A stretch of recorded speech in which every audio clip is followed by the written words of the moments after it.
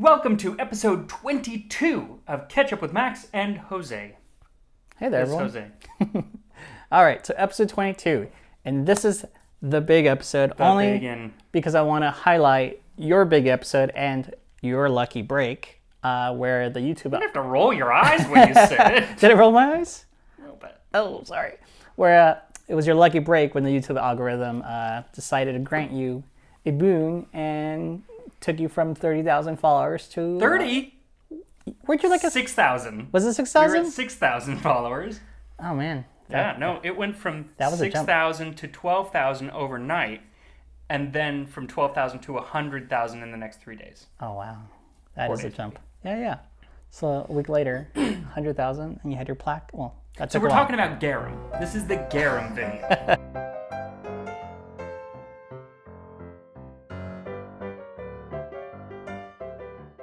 For anyone who couldn't figure that out.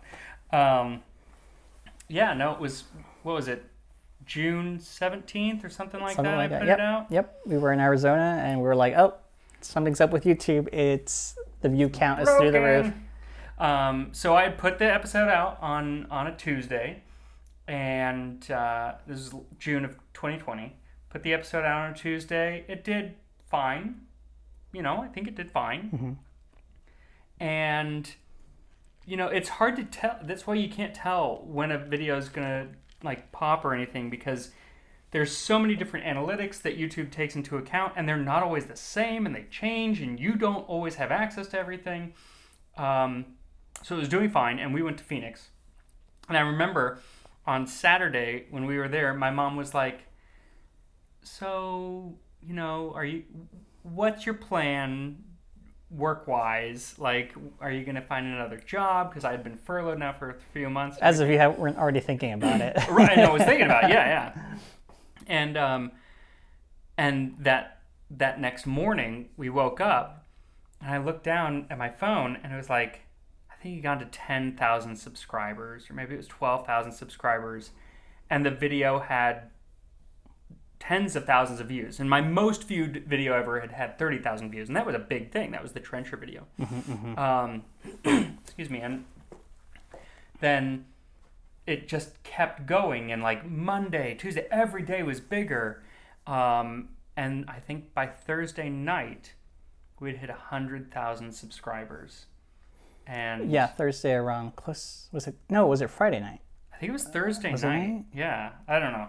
But it was just a few days. But then it kept going, and I think by a week and a half into the video, we were at 150,000 subscribers, because the next video did well as well, because people were coming to see Garum, and I had used that Garum to make mussels.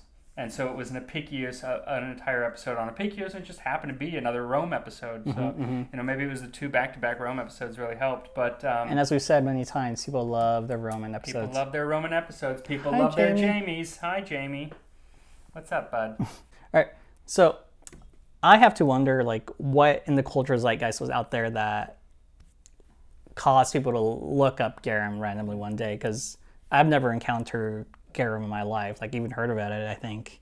But it wasn't people looking it up, because you can see where the views come from. It was that YouTube just decided to push it out. So the way that YouTube works, it's A/B testing. So they'll send your video to 10 people, and they'll send another video to 10 people, and it pits those two videos against each other, and whichever wins, whichever gets more clicks, goes on to the next level, and that level it goes out to 200 people, and whichever one wins that, it goes out to 2,000 people, and then 20,000 people, and then it's going out to 1 million people, and that's what happened with Garum. It just made it all the way up there before, and then it comes down, and it was crazy, but because most people saw it because it was offered to them on their home screen, and I remember seeing one comment that's like, fine, YouTube, I'll watch this darn Garum video you keep putting in front of me. And it still happens time to time, but it hasn't happened to the but level not like of Garum. Garum. Because I think your biggest spike in one day subscribers is still Garum. Oh, by far, yeah. I think it had hit 25,000 in one day. Yeah, if you look at the lifetime graph in the YouTube analytics, it's just There's way just, up there. So we're waiting for your next lucky break. Not that you need it. I mean, No, it's consistently growing. Yeah, you're at 850,000 at this point, so you're on your way to 1 million, maybe by the end of the year. So I actually have a habit of rewatching past episodes just for fun, and I like to read the comments. And sometimes, Good enough of me. sometimes I'll be in the comments. And this video I have a hard time watching for 2 reasons. First one's the easy one. It's your hair had gotten so wild because it was early pandemic days. It was like 2 months in, and you had because you're usually so like well kept and coiffed, and you get like haircuts more often than anyone I know. And at that point, your hair was just like bulging out. Yeah. And then the lighting is like. The lighting is a mess. The lighting's a mess. That's crazy that video did so well. The lighting is a mess. I have like these like pink. Your eyes are super pink. Everybody for always some thinks reason. I'm high, yeah. which I'm never and high, and by for the way. episodes People far beyond always that. think I'm high. Yeah. But that one, that and the Sally Lunn one, people really think I'm high. Yeah, and so that's one reason it's hard to watch. And the other is because it got pushed out to such a wider audience. You know, you don't have to have liked history or, so it's like the general broad end, so you get a lot more negative comments. Yeah. So it's like you had like 98,000 upvotes and like 2,400 downvotes, which is, I feel like, one of the lower voted ones. But I feel like relative to other YouTube channels, that's pretty good. Still like 95% liked. Yeah. But all my other videos are 99.8 and 7. 99.7, I think, is kind of like what I often see. So to see it that low, I was just like, ugh, that hurts. But we're still thankful for what the channel did, or that episode did, just as far as kind of your lifeline for a life without Disney.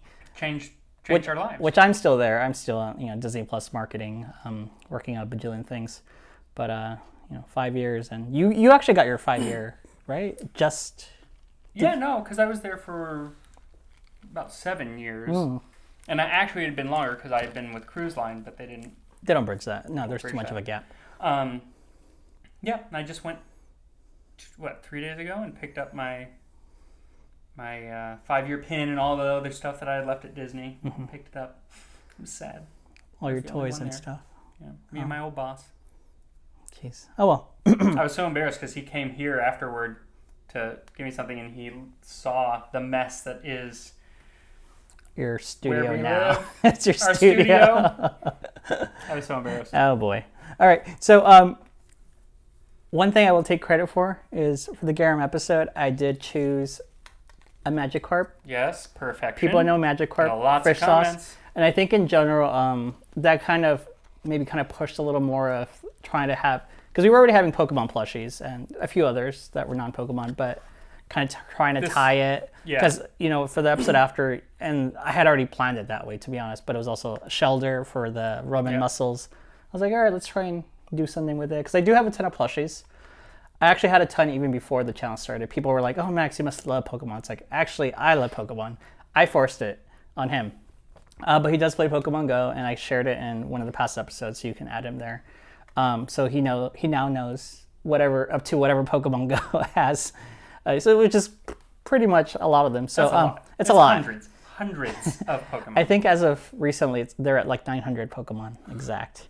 Crazy. So it's crazy, right, buddy? But anyway, so the plushies are we have our guest rooms full of plushies, and I think we're at about 350 plus. I haven't bought as many recently because I think I've just been busy and I haven't found anything that caught my eye. But I do have a lot, and well, now I try to give him a heads up of like what episodes are coming up, what's the topic, and stuff like that. Yeah, some of them are stretch. It's like some of them are a super stretch. This is green, like guacamole. Here we go. Yeah. Scyther.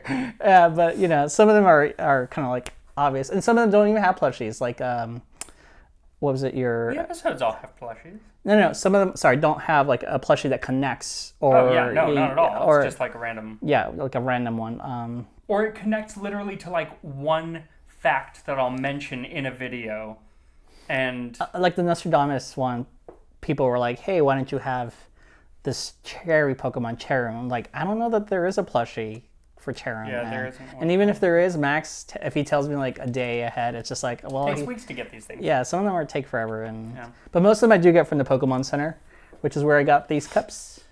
plastic cups. They're actually great for fairy. kids that you grew Fable. up. That it's like the kind of kitty cups, right? Yeah. Yeah, sippy cups. Yeah. They don't have a lid on them. That's But they the could. only thing. They They could. totally could. But they're cute For Jamie. because they're pixels. Right, buddy? Oh, nope. He's in a mood. I think he's hungry. Except he already He ate. is hungry. He already Never ate. stopped He's him always before. hungry. He's a big boy. Yeah, we're trying to watch how much we feed him because Don't worry. We are fair. We're also trying to watch how much we eat since our wedding's coming up. yes, we're all dieting. Everyone but Cersei. Skinny mini. She manages her weight very well. So for here, play with my chocolate. Jamie.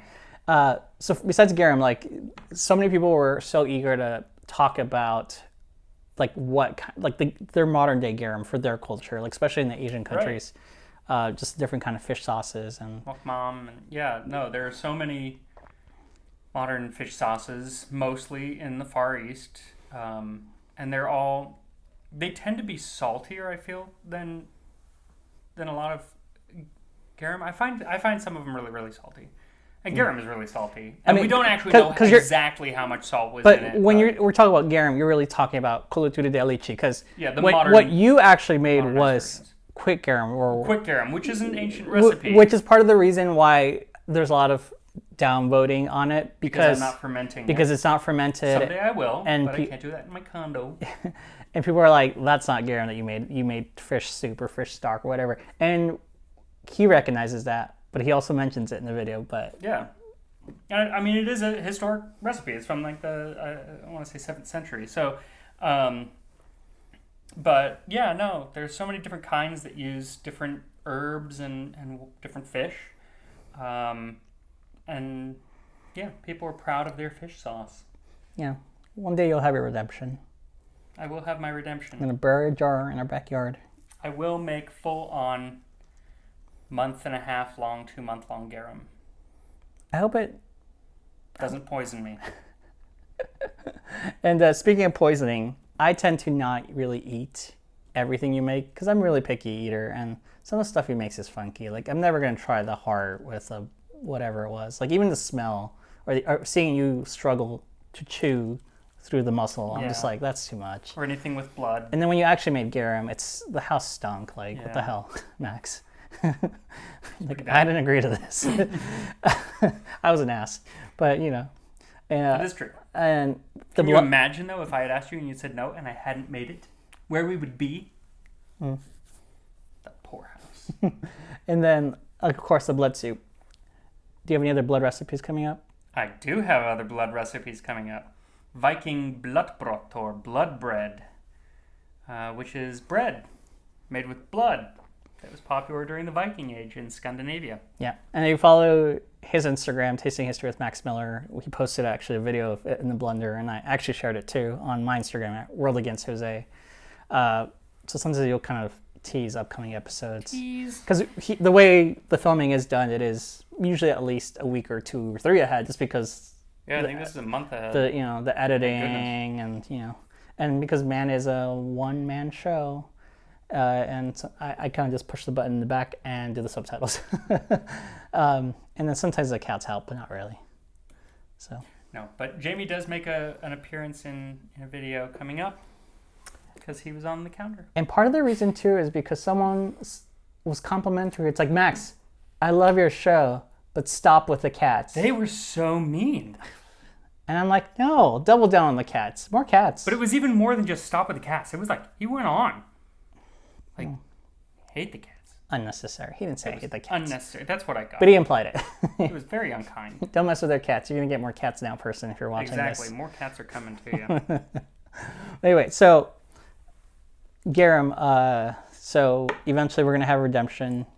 True Garum. Which is probably going to take a year, right? Of it being buried? No. It's done in a couple months. A couple months? Yeah. Especially here in LA, where we have nice, strong sun. So once we have our yard, hopefully by then we'll have a nice proper kitchen, because our kitchen stinks. It's tiny. I need to do a video in the upcoming Ketchup with Max's where I give a tour of the kitchen. It's gonna be real quick because it is a tiny kitchen. It's one shot boop, we're done. So we'll probably have to add other things. And it looks terrible because we don't have space to like store all the stuff, so it's just like stacks of everything. Yeah. Ingredients. Yeah, it's tiny in there. I can't even cook in there. Not to say I cooked much before anyways, because I've been busy. But if I wanted to, it would be really hard. If I wanted to, I couldn't. And isn't that what matters? Well, what's impressive is that I was able to make a cockatrice in there. Yeah, and if you haven't watched this cockatrice episode, please watch it because it was disgusting and he put work into it. It's the last time I'm ever going to do a whole pig. Yeah, because you did it twice, right? Yeah. You did that, and then you did it for the Roman.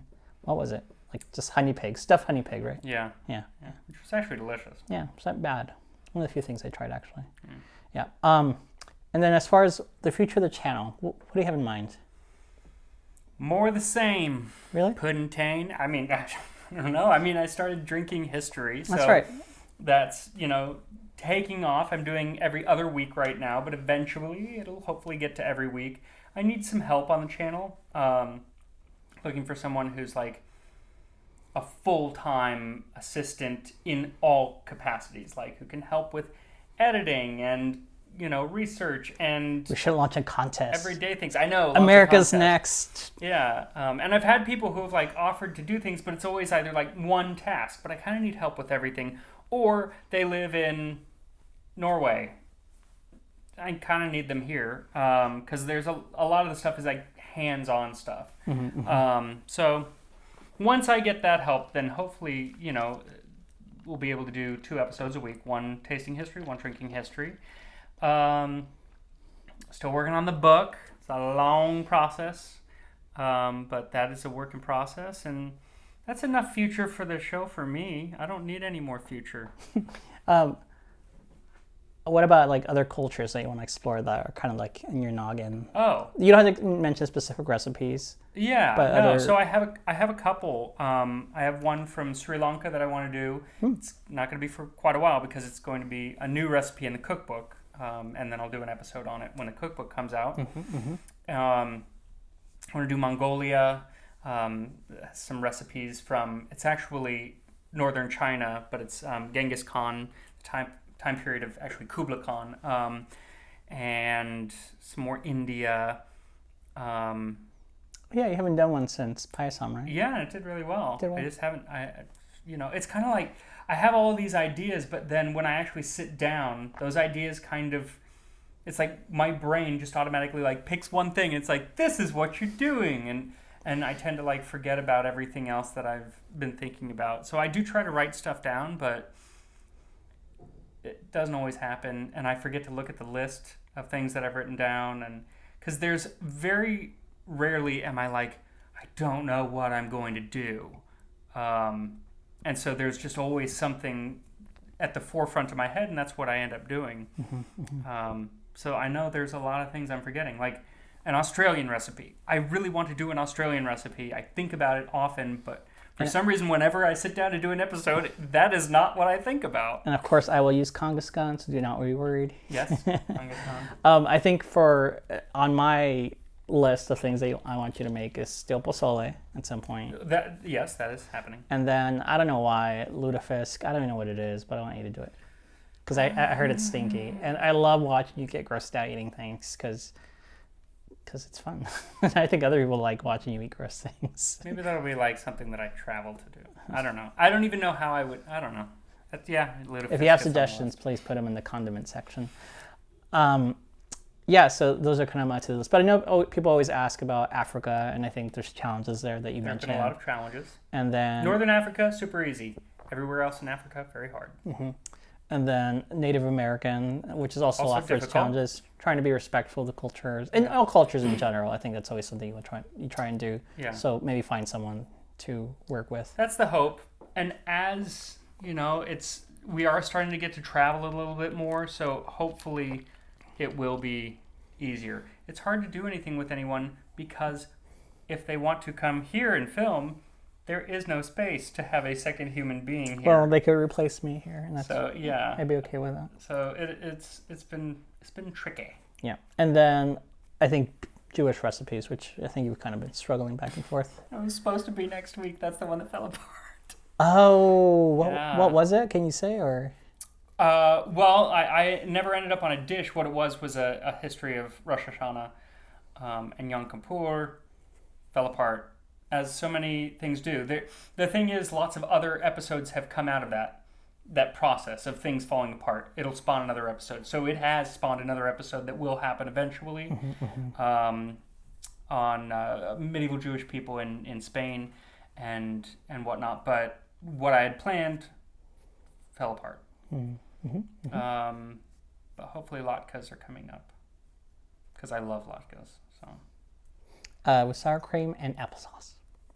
Yeah, my coworker Allie introduced me to them. So, because you grew up in New York, so there's a lot of Jewish foods, right? Well, that's the thing. Yeah, I had tons of Jewish food when I lived in New York. Stuff that I didn't realize was Jewish food simply because it was like so omnipresent. And then, yeah, it's delish. Okay. And then as far as just because it always comes up, people are always curious, especially for new people, which there may or may not be here for this episode. A quick rundown of how you get your ideas. Like, what is it that, or your process? Like, step one. What is step one? I have to do an episode. Okay, what's step two? Often, step one is like if I have an idea already in my head, or open up one of my cookbooks. You know, just I have tons of cookbooks and history books, and just open them up to literally. Like, open it up to a page and just start reading. Is it really that literal? Like, literal, that can be what it is. Like, I don't know what I'm going to do. I'll just pick a book, open it up, and I'll start reading. And it's like, once I start reading, if I read 3 or 4 pages, an idea will come to me. And it's not even always that book. It's just kind of like, you know how when you're in the shower, you get ideas? I do a lot of thinking in the shower. And it's the same thing when I'm reading a book. It's like I'll end up thinking of something that I read 6 months ago, or a comment that somebody gave me, because a lot of ideas come from user or viewer comments or emails and stuff like that. This poor kitten. And so then the research starts. So if it came from a story, or if I just decided, hey, I want to do, angel food cake or apple pie, then I have to find an old recipe for that. That is almost always the trickiest part. And then finding if there's a history of that, or some adjacent history that I can tell. I have an episode coming up on these little medieval meat pies. There is no history of this dish. What I'm talking about is the history of controlling knights in the early Middle Ages and how to stop them from killing peasants and clergy. It was kind of off, it's kind of adjacent, but I stitch it together. And that's how it works out quite often. That's how it works out a lot. Yeah, not all the episodes are like directly about a dish. It's not even like necessarily food history. It's the history of the people who were eating the food, because food is everywhere. And honestly, it just ends up having to be what I'm interested in that week, because I spend hours and hours and hours reading, writing, researching. If I'm not super interested in it, it ain't gonna happen. The episode will fall apart, and it happens all the time. Yeah, and part of it too, as far as like trying to do other cultures, like outside of people, because in the past you've gotten complaints. It's like, oh, yours is very Eurocentric or very white or American or whatever it is. And it's like you did try to branch out, and I think Paisam was probably the first one. Paisam was the first one. Yeah, and it was well received, especially for being the first one. But some of the other recipes are not, like the Korean one, for the flour pancakes. Yeah, they don't do as well. They don't do as well. So I would encourage people to actually support them and watch those, just because they do take. They take a lot more time. Yeah. So, the videos tend to not do as well, and they take twice as long as a normal video because, 1, I don't know as much going in very often. 2, there aren't as many recipes. I mean, there's a reason that many of the recipes are from Europe, and it's because Europe had a tradition of writing down recipes, whereas most of the world didn't. And so, 2% of the recipes from history are from outside of Europe. And so it is harder in that respect. You really have to kind of do a lot more searching, which takes more time, and then a lot of the documents haven't been translated into English. I don't read Sanskrit, Hindi, Korean, Mandarin, Japanese. I don't read these, so if they haven't been translated, I have to find somebody to do it, and that takes time, especially if it's old Mandarin or in this case, it's usually old Chinese or whatever. You can't just go to anyone who speaks the language. It's very difficult to find. But I actually enjoy doing those episodes most because I learn the most. You learn the most, yeah. And that's what I enjoy. I mean, I'm doing this because I like learning and I like reading. And he is a big history nerd. I'm a big history nerd. Yeah. So they end up being the most interesting for me and the most rewarding for me, but they're also the most work. Yeah. And first and foremost, this is a history show and then a cooking show. And then a cooking show. Or not this one, but tasting history. Tasting history, yeah. And drinking history now. Which are part of the same channel. I think there was some confusion that there would be a separate channel. It's like they're all living in the same umbrella. Yeah. Maybe if one day you become as big as Mr. Beast, you could have like 5 or 6 channels or how many he has. Yeah. But that's a lot of work. You need a team. That's a lot of work. You need a team. Yeah. Hopefully you'll be find someone or two to help out. But with that being said, is there a pie in the sky? Like, what would be the big goal that you'd... I would love to make a pie in the sky. Airplane food. History of airplane food. No. I don't know. What would be like a lofty goal that... the book is already in the bag. Yeah. Like, I mean, a TV show, of course, is a big but I feel like goal. That's kind of like reachable. Like, I think you're just like any month now, like it could happen. I don't know. I mean... you haven't thought about it? I don't have time to think about future goals. I really don't. Like, if I'm not thinking about the next few episodes in the next couple months, then I don't want to think about it at all. I would rather watch The Real Housewives and kill my brain just a little bit. Yeah, we got to find him a new show, people. We just started it. I know, but God. It's better than Dance Moms. I used to watch Dance Moms when we met. I judge you for that. That is rough. You know, that is bad TV. Is it really bad? Oh, yeah. It's wonderfully bad. Maybe we'll go back to Survivor. I love Survivor. I do like Survivor. We like Survivor. But I need that mindless stuff. After 10 hours of...